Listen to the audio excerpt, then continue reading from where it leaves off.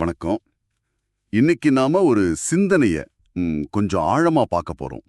அதாவது தேவை வர்றதுக்கு முன்னாடியே கவலைப்பட்டு நம்ம நிகழ்காலத்தை நம்ம மிஸ் பண்றோமா? ஆமா. செனெக்கா சொன்ன மாதிரி தேவை ஏற்படுவதற்கு முன்பே துன்பப்படுபவன் தேவைக்கு அதிகமாகவே துன்பப்படுகிறான். உங்க ஆதாரங்கள் இந்த விஷயத்தை எப்படி பாக்குதுன்னு சொல்லுங்க. சரி. இது நம்மள பல பேரையும் பாதிக்கிற ஒரு பொதுவான ஒரு நிலை தான்.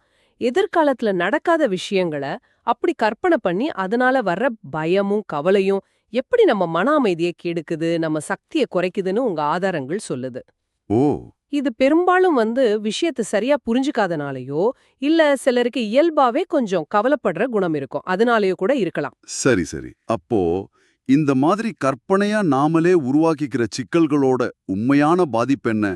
நடக்காத நோயை நினைச்சு பயப்படுறது, இல்ல திடீர்னு வேலை போயிடுமோன்னு அஞ்சுறது, இதெல்லாம் நம்மள எந்த அளவுக்கு பாதிக்குது? உம் இது நம்ம மன ஆற்றல உண்மையிலே உறிஞ்சிடுது.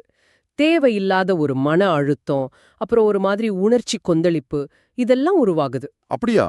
ஒரு காணொளி சொல்ற மாதிரி நம்ம மூளைக்கு ஒரு பழக்கம் இருக்கு. அது என்னன்னா, எப்பவுமே மோசமான ஒரு சூழ்நிலைய தான் அது கற்பனை பண்ணி பார்க்கும். ஆனா உண்மையில, அதாவது புள்ளி விவரப்படி பார்த்தா, நாம பயப்படுற பல விஷயங்கள் நடக்கிறதே இல்ல. ஆமா, அது உண்மைதான். ஆனாலும் அந்த கற்பனை பயம் இருக்கே, அது உடம்பையும் மனசையும் ரொம்ப பலவீனப்படுத்துது. புரியுது புரியுது. அப்போ இந்த மாதிரி முன்கூட்டியே கவலைப்படுறத குறைக்கிறதுக்கு ஏதாவது வழி இருக்கணுமே. அமைதியா இருக்கிறத பத்தி உங்க ஆதாரங்கள்ல ஒண்ணு சொல்லுது. கரெக்ட். அமைதியா இருக்கிறது அந்த உணர்ச்சி வேகத்துல நாம அடிச்சுட்டு போகாம என்ன நடக்குதுன்னு நிதானமா கவனிக்க உதவும். சரி. இந்த நிதானம் இருந்தா அப்புறம் தர்க்க ரீதியா யோசிக்க முடியும். ம். பிரச்சனைகளை எப்படி தவிர்க்கலாம், இல்ல அதோட தாக்கத்தை எப்படி குறைக்கலாம்னு வழிகளை கண்டுபிடிக்கலாம். உணர்ச்சிகள்ல சிக்கிக்கிறத விட இது ஒரு நல்ல வழி இல்லையா?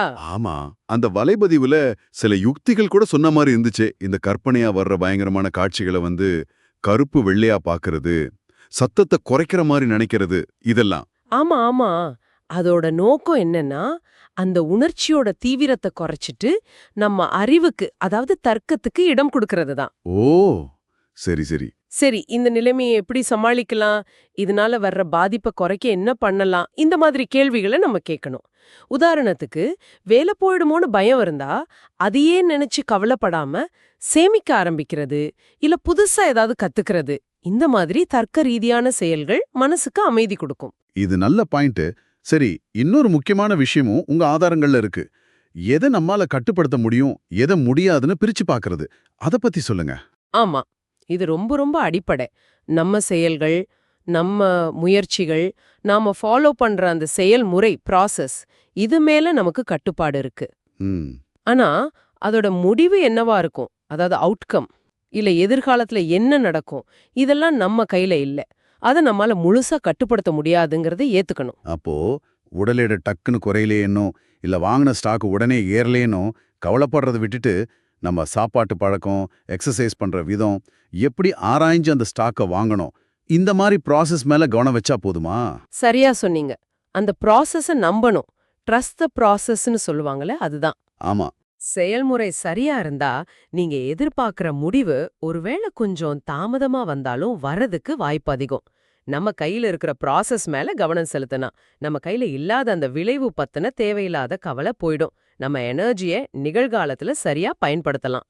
வாழ்க்கைங்கிறது சில வெற்றிகளோட முடியறதில்ல, அது ஒரு பயணம்னு சொல்றதுக்கு கவாஸ்கர், விஸ்வநாதன் ஆனந்த் இவங்களோட உதாரணத்தை ஒரு வீடியோ பயன்படுத்துது. ஆமா, அது ரொம்ப பொருத்தமான உதாரணம். வெற்றிங்கிறது அந்த பயணத்துல ஒரு பகுதி தான், அதுவே முடிவு கிடையாது. சரி.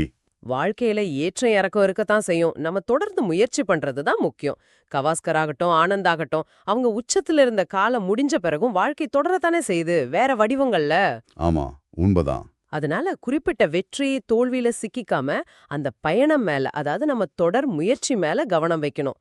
ரொம்ப பெர்ஃபெக்ஷனை தேடி ஓடுனா மன அமைதி போயிடும்.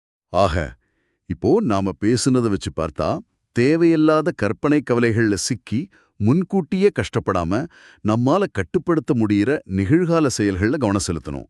பிரச்சனைகளை அமைதியா தர்க்க ரீதியா பார்க்கணும். இதுதான் மன அமைதிக்கு வழி, அப்படிதானே? நிச்சயமா.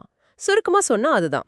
ப்ராசஸ நம்புங்க, உங்க கவனத்தை அது மேல வைங்க, முடிவுகளை பத்தி ரொம்ப கவலைப்படாதீங்க, உங்க முயற்சிய முழுசா கொடுங்க.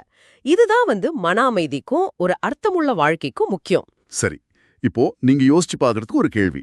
இந்த மாதிரி எதிர்காலத்தை பத்தின தேவையில்லாத கவலைகள்ல இருந்து விடுபடும் போது உங்களுக்கு மிச்சமாகிற அந்த மன ஆற்றலையும் நேரத்தையும் உங்க நிகழ்காலத்தை இன்னும் நல்லா இன்னும் மகிழ்ச்சியா மாத்திக்க வேற எப்படியெல்லாம் நீங்க பயன்படுத்தலாம்? கொஞ்சம் யோசிச்சு பாருங்க.